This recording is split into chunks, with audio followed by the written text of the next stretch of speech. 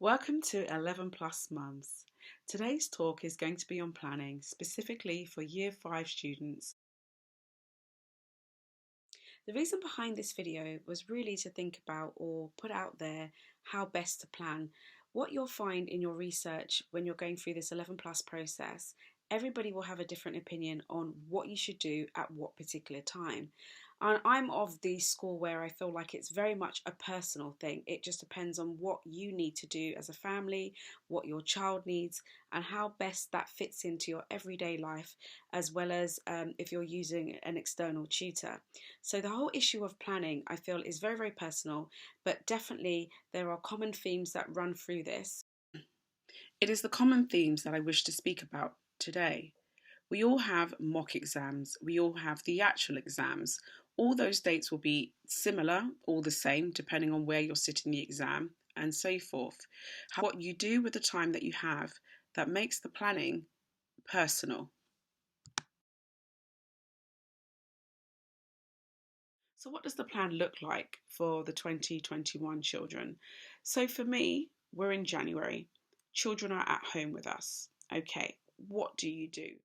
Use the month of January to look at your existing plan, replan, or if you actually don't have a plan, and I don't mean a plan in the mind, I mean an actual plan written down that you can refer to constantly. Use the month of January to get planning. It is vital.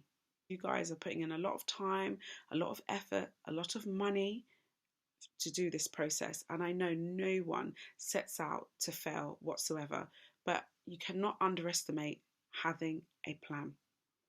So I've put together 4 steps, 4 key steps, and I've broken it down what I'm doing for the month of January to help ensure that we keep on track. So when I say we, I mean Dylan and I. January is a good time to do it. It's a good time to kind of do a looking back process of what's happened in the autumn term. What did your child achieve? What did they achieve at school? You would have received a school report, so you can use that as part of your plan. You would have spoken to your tutor or tutors if you're using them, or if you're not, as a parent and you're tutoring, or if another family member or a family friend is tutoring, it's a good time to stop and pause. What should you be doing? Firstly, work backwards. Why do I say work backwards? Well, we're in 2021. There's no, I've got another year, I've got 18 more months. No, you are doing it this year. So if you're doing grammar school exams, you're doing it this year. With the way things are going at the moment with regards to independent schools, normally the exams are after the grammar school exams, so they're the January after, so you have September, grammar school exams start, and then the independent school exams tend to start the following year in the January. I think, honestly, you can't rely on that assumption. I don't know if you know anybody that's sitting the 11 plus or the 10 plus currently, but lots are going on. There's so much upheaval. Schools are having to change. I don't even know if they had a business continuity plan, but to be honest with you, they're having to change what they're doing. They're stage 2, interviews. It's all chaos and disarray. And I honestly think the best thing you can do is preemptive. Be preemptive. Do not be reactive, be preemptive. And what do I mean by that? Well, just have it in your mind that everything that you're having to sit will be this year, this side of 2021, not 2022. Everything will happen in 2021. I think that's the best starting point, definitely, is to think that actually my child, whether they're doing grammar, well, we know the exams will be September onwards, but especially those doing independent, they are going to be doing it this year. Step 2, planner. Plan, plan, plan, plan. Get a planner, get a planner, get a planner. Now, everybody has different ways of planning, definitely. So you need to find a way that works for yourself. I suggest using an Excel spreadsheet. I find it very easy. It's easy to track.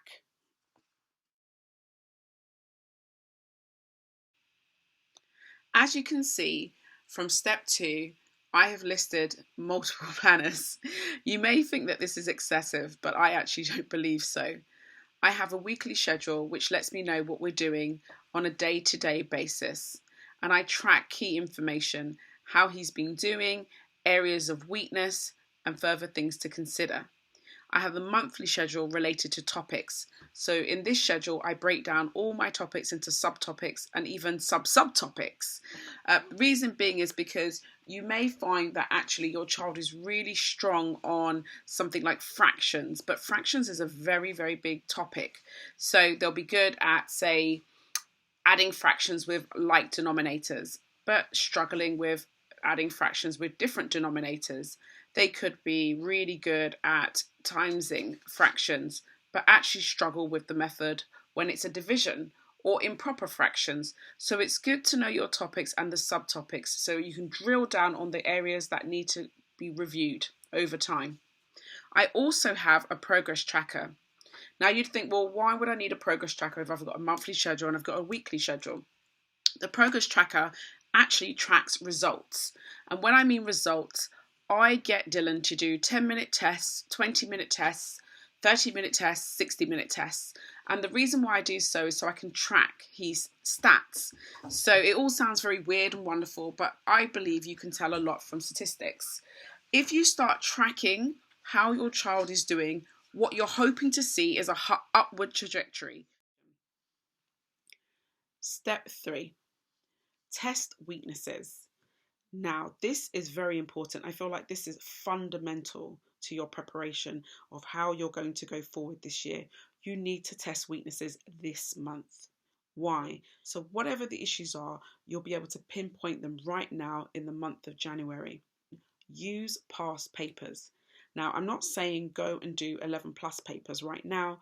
Use 10 plus papers. So if they were to have sat the 10 plus, which is year 5 now, they would have sat a 10 plus paper.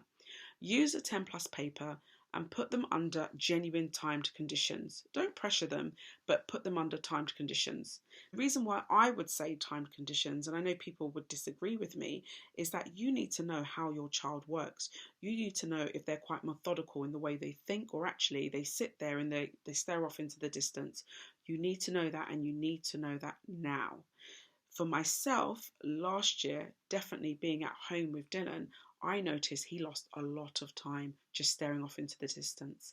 And it wasn't that I was timing him, I would just watch him do his regular schoolwork last year, spring, when he was at home.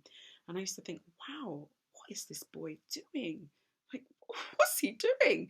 And then I'd look at the level of work that he was producing and I was thinking, okay, this makes sense. This now makes sense with regards to some of the comments that I'm getting back from his teachers in regards to when I'm looking at his work, when it's not completed or that, there are gaps. I now understand he loses quite a bit of time daydreaming. So I was on notice literally last year, realizing this last April, May, that my son tended to drift. So at that point, I have been working on him. So it's taken me a while, and it's only now where he's starting to turn a corner. I'm not saying he doesn't drift, but I'm saying it's not as bad as last year. So test your children now, see where they are. Those papers will give you a good indication as to knowledge gaps. They will give you a good indication. Wow, they know place value really, really well. They use the numbers really, really well. They've got a good grasp of the 4 operations. Or, oh, wait a minute here. They couldn't even answer the basics of questions. Those things will help you to plan your timetable going forward for the rest of this year. End of January completion. So what do I mean by end of January completion? All of this needs to happen. All of it. All of this. The tests, where they're weak, looking at past reports, talking to the tutors, all of it needs to happen this month. Therefore, it then tells you what you need to do going forward for the rest of the time that you have. It means that you're able to really pinpoint and target those areas of weakness. So that's very, very important that you get it done this month. Point 4, review. What do I mean by review? So, sync with Tutor if using one.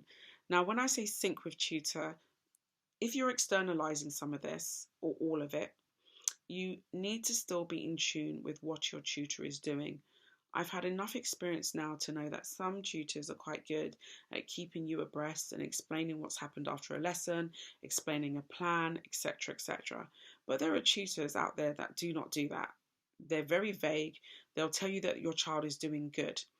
Now, if your child is doing English and they're writing a piece of creative writing and they use the word good, what do you think their teacher would say? What would you say, knowing better? Good is a nothing word. What does good mean? It means absolutely nothing. Whereas the description, the same can be said for your tutor. When they say your child is doing good, what does that mean? Drill them. If they're starting to become uncomfortable, perhaps that's a red flag. I don't want to say much on that, but they should be willing to tell you what's going on with your child and also be willing to work in partnership with you. Last but not least is the soft skills. So I call them soft skills. Don't forget your soft skills. So what are they? So for me, it's about how your child is actually coping when they're doing work. You need to take the time to really, really review this. And you shouldn't rely on a tutor for this because the tutor does not know your child the way that you know your child. So what do I mean? I mean that get them to do work in front of you. So put them on the kitchen table and potter around. Still continue with your day, cooking the meal or tidying up. But keep one eye on your child and see what they are doing. So I've already mentioned it. If they're a drifter, a daydreamer, you need to know they're a daydreamer. If they're getting quite anxious, so you hear them making groaning noises, if they're making those noises, you need to be aware of that. Those types of things. The reason being is because those things will impact on the day and they will impact your journey as well. And it's very, very important to get on top of those things. So that's it from me today. I hope this presentation was useful. Take care.